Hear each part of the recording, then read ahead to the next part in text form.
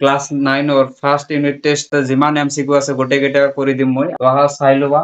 তো question number 1 আমাক দিয়া আছিল 2 to the power 5 হৰণ 2 to the power 3 মানটো কিমান হ'ব আমি ওলাই দিব লাগে। সো বেসটো আমাৰ সেম আছে, পাৱাৰটো আমাৰ বেলেগ বেলেগ আছে। তো ফৰ্মুলাটা আছিল a to the power m divided by a to the power n equal to কি হয় a power m minus n হয়। তো এইটো আমি কৰিম কি তেনেহলে সোয়া 5 মাইনাস কি হ'ব 3 হ'ব। তার মানে ফর্মুলাটা এইটো আছিল না a to the power m divided by এইটো আছিল। তো ইয়াৰ পৰা আমি কি পাইছো a to the power m minus n, এইটো কাম আমি ইয়াতে কৰিম। যেহেতু আমাক দিয়া আছে 2 to the power 5, তো হরণ আছে আমাক কিমান 2 to the power 3, এইটো যদি আমি সলভ কৰো কি হ'ব 2 to the power 5 মাইনাস হ'ব 3, ইয়াৰ পৰা কিমান আহিব ভ্যালুটো 5 ৰ পৰা 3 গলে 2 থাকিব, 2 স্কয়াৰ কৰি দিলে কিমান পাবা 4। গতিকে ইয়াৰে শুদ্ধ এনসাৰটো আমাৰ কি হ'ব, এনসাৰটো হ'ব আমাৰ কাৰণে 4। তোমালোকে কৰি চাবা মিলাই চাবা ঠিক আছে।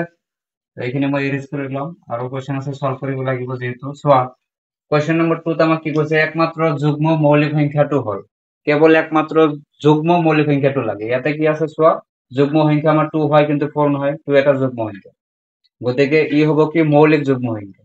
ৰোমান সংখ্যাৰ 1 2 শুদ্ধ আনসাৰ। 3 নম্বৰ কোৱেশ্চন সোয়া হৰণ নকৰাকৈ দশমিকত প্ৰকাশ কৰা। ঠিক আছে আমি এইটো হৰণ নকৰাকৈ প্ৰকাশ কৰিব লাগে দশমিক। তো সোয়া ইয়াত আমাক কি আছে 5 এর উপর পাওয়ার 3 2 এর উপর তো পাওয়ার 3 হয় না। তো ফর্মুলাটা আছে হেতু হিসাবে আমি যাম সূচকৰ বিধি মতে। তো 5 ইনটু কি হ'ব 2 হ'ব। তো 5 ইনটু 2 করা আৰু পাওয়াৰ দুয়োটাৰ সেম, গতিকে পাওয়াৰটো ওপৰত লিখি দিয়া। 2 পাওয়াৰ 3 মানে কি হ'ব তোমাৰ 8 হ'ব। 2 টু দি পাওয়াৰ কিউব মানে কি 8 পূৰণ কৰি দিয়া 2 3টা 8 পাবা। ইয়াতে সোয়া তলত তোমাৰ কি হ'ব 10 পাওয়াৰ থাকিব তোমাৰ 3 ওপৰত 8 চলি আছে। ইয়াতে সোয়া তোমাৰ কি হ'ব তোমার যেহেতু পাওয়ার 3 আছে 1 এর পিছত কেইটা 0 হ'ব 3টা। তো 3টা 0 দি দিয়া দশমিক তোমার কেই ঘর পিছত হ'ব 3 ঘর পিছত হয় না। ইয়াতে এটা দুটা 3টা 0 আছে। তো আগৰ তো তোমাৰ 8 আছিলে, গতিকে এটা 0 আৰু এটা কেই ঘৰ হ'ল 1 2 3, গতিকে ইয়াতে আহিব কি তোমাৰ দশমিক চিহ্নটো তোমাৰ ইয়াতে আহিব। তো দশমিকত আমাৰ প্ৰকাশ হৈ গ'ল, এইটো নিশ্চয় বুজি পাইছা। স্ক্ৰিনশ্বট মাৰি ল'ব তোমালোকে লগে লগে ঠিক আছে। ইৰেজ কৰি দিলো মই এইখিনি।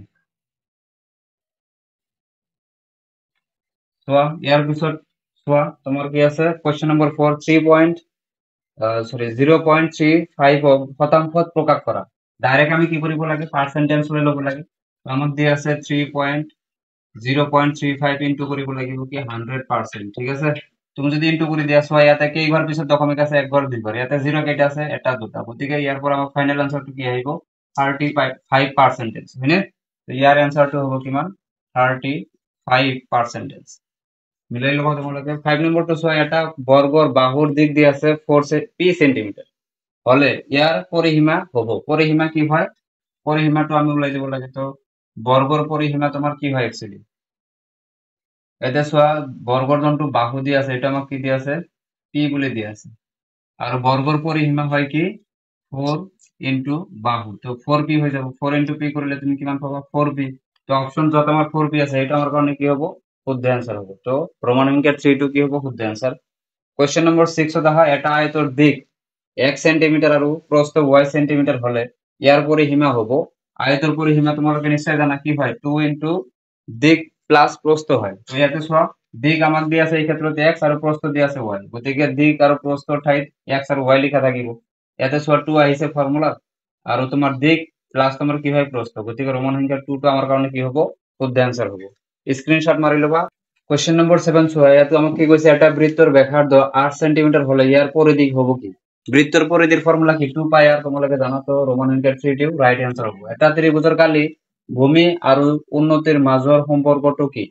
এটা ত্ৰিভুজ আমাক দিয়া আছে কালি ভূমি আৰ উন্নতিৰ মাজৰ সম্পর্কটো আমার কি হয় এটা ফর্মুলা হয় কি হয় যে কালি ইকুয়াল অ্যান্সারটো তোমালোকে লিখি লবা হাফ ইনটু কি হয় ভূমি ইনটু কি হয় উন্নতি। এটা আমার কি হয় এটুই সম্পর্ক কালি ভূমি আর উন্নতির মাজত, ঠিক আছে। তো নেক্সট 9 নম্বরটো চোৱা 2 minus x square plus x power কিউবৰ বহুপদটোৰ এক্স স্কোয়াৰৰ হওক নিৰ্ণয় কৰা। এক্স স্কোয়াৰৰ হওক ওলাব লাগে, তোমালোকে জানা কি এক্স ৰ আগত থকা মানটো কি হয় মানে এক্স স্কোয়াৰৰ আগত থকা যোনটো মান হ'ব এইটো আমাৰ কি হ'ব হওক। এতিয়া চোৱা এক্স স্কোয়াৰৰ আগত তো একো নাই কিন্তু কি আছে মাইনাস চিহ্ন এটা আছে। তো একো যদি না থাকে তার মানে কিমান থাকে 1 থাকে আৰু মাইনাস চিহ্ন সহকাৰে ক'ব লাগিব, গতিকে এক্স স্কোয়াৰৰ হওকটো কিমান হ'ব -1 হ'ব। কোয়েশ্চন নম্বর 9 এর आंसर কি হবে x স্কয়ার ইকুয়াল কি হবে -1, মানে x স্কয়ার হওক কিমান হবে -1। 10 নম্বৰ চোৱা 4x power cube plus 3x square plus 7x বহুপদটোৰ মাত্ৰা নিৰ্ণয় কৰা। মাত্ৰা নিৰ্ণয় কৰিব লাগে। তো চলক আমাৰ তিনিটাতে আছে, তিনিটা পদতে আছে, গতিকে হাইয়েষ্ট যত চলকৰ মাত্ৰা আছে সেইটো আমাৰ কি হ'ব, বহুপদৰ মাত্ৰা হ'ব। সৰ্বোচ্চ ঘাত কাৰ আছে, 4x পাৱাৰ কিউব। চোৱা x ৰ পাৱাৰ কিমান আছে, 3 আছে, এইটোৱে সৰ্বোচ্চ ঘাত, গতিকে বহুপদটোৰ মাত্ৰা কিমান হ'ব, 3 হ'ব। তো ডাইৰেক্ট তোমালোকে লিখি ল'বা বহুপদৰ মাত্ৰা ইকুয়াল কিমান হ'ব, এই ক্ষেত্ৰত 3 হ'ব, যেহেতু সৰ্বোচ্চ ঘাত আমাৰ 3 আছে। 11 নম্বৰটো চোৱা এটা দিয়া আছে 3 root over x plus 2 root over x বীজগণিতীয় ৰাশিটো বহুপদ হয়নে নহয়, কিয়, কাৰণ যোনটো চলক আছে ই পদ কাৰ ভিতৰত আছে, ৰুটৰ ভিতৰত আছে, ই কেতিয়া মানে কি বৰ্গমূলৰ ভিতৰত থাকিব নোৱাৰে, গতিকে ই তোমাৰ কি নহয়, বহুপদ নহয়। হয়নে আছে নেকি, তো ইয়াতে আমি লিখিব লাগিব কি নহয়, এইটো এনসার আমাৰ কি হ'ব, নহয়। 12 নম্বৰটো চোৱা কাৰ্টেসীয় সমতলত অক্ষ দুডালে ছেদ কৰা বিন্দুটোৰ নাম কি। সমতল কাৰ্টেসীয় মানে তোমালোকৰ কি লেগ যোনটো তোমালোকে পোৱা, ইয়াতে কি হয় তোমাৰ x আৰু x ড্যাশ y আৰু কি হয় তোমাৰ y ড্যাশ, এই কটাকটি কৰা বিন্দুটোৰ নাম কি।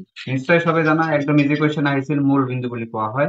তো ইয়াৰ आंसर হ'ব কি মূল বিন্দু। ইয়াৰ স্থানাঙ্ক তোমাৰ কি হয় 0.00, ঠিক আছে। তো স্ক্ৰিনশট মাৰি লবা ধুনীয়া। কোয়েশ্চন নম্বৰ 13 তোমাকে কৈছিল এটা বিন্দুৰ ভুজ আৰু কোটি হলে ইয়াৰ স্থানাঙ্ক হ'ব, স্থানাঙ্কটো কি হ'ব, ভুজ কাক কোৱা হয়, x অক্ষত কোৱা হয়, আৰু কোটি কাক কোৱা হয়, y অক্ষ, গতিকে স্থানাঙ্ক তেনেহলে কি হ'ব, x, y হ'ব।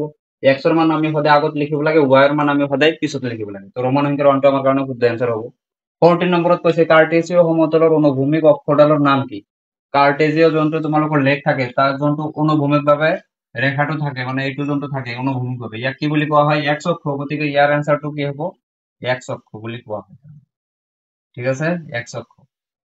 নেক্সট আমাক দিয়া আছে কি 15 নম্বৰত x অক্ষৰ ওপৰত থকা কোনো বিন্দুৰ স্থানাঙ্কৰ সাধাৰণ আৰ্হিটো হ'ব, মানে x অক্ষৰ ওপৰত তোমাৰ কি আছে, পয়েন্ট আছে, কিন্তু y অক্ষত নাই, তেনেহলে সেইটোৰ স্থানাঙ্ক ৰূপটো কেনেকুৱা হ'ব, নিশ্চয় যিকোনো এটা মান হ'ব। ইয়াতে চোৱা আমাক কি দি আছে 0,a, 0 তো হ'ব নোৱাৰে, x অক্ষৰ ওপৰতে পয়েন্টটো আছে, আকৌ দিছে 0,b, এইটো হ'ব নোৱাৰে।